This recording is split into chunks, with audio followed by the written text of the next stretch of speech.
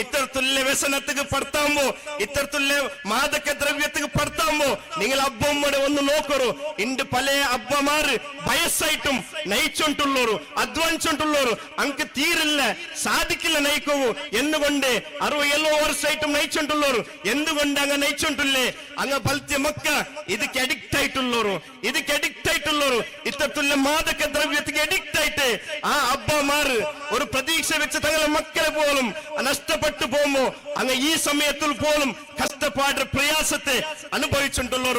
അതുകൊണ്ട് മനസ്സിലാക്കണു, ആ അബ്ബമ്മ എന്തായെങ്കിലും ഞങ്ങൾ എതിരായിട്ട് ഒരു പ്രാർത്ഥന പ്രാർത്ഥിച്ചിട്ടുണ്ടെങ്കിൽ തീർച്ചയായിട്ടും അള്ളാഹു ആ പ്രാർത്ഥന സ്വീകരിക്കുക, അതിൽ യാതൊരു സംശയമില്ല.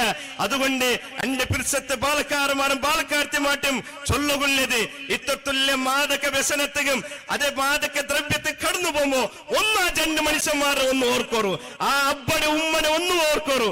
അങ്ങ് ഞങ്ങളെ കൊണ്ട് ഞങ്ങളെ ചിറ്റങ്ങ ജീവിതത്തെ മുന്നോട്ട് പോയിട്ടുള്ളൂ. അതുകൊണ്ട് ഞങ്ങൾ നഷ്ടപ്പെട്ടു പോകുമ്പോ, ഇത്തരത്തിലുള്ള മാദക വ്യസനത്തെ അഡിക്റ്റ് ആയിട്ട് നഷ്ടപ്പെട്ടു പോകുമ്പോ ഭയങ്കര പ്രയാസമായിട്ട് പാടും അങ്ങനെ ജീവിതത്തിക്ക് കിട്ടരുത്. എത്ര അബ്ബന്മാർ ടെൻഷന് കൊണ്ട് തലയുടെ നരമ്പ് പൊട്ടിട്ട് മരണപ്പെട്ടു പോയ അബ്ബന്മാര് ഞങ്ങളെ ചുറ്റുമുറ്റിലുള്ളൂ.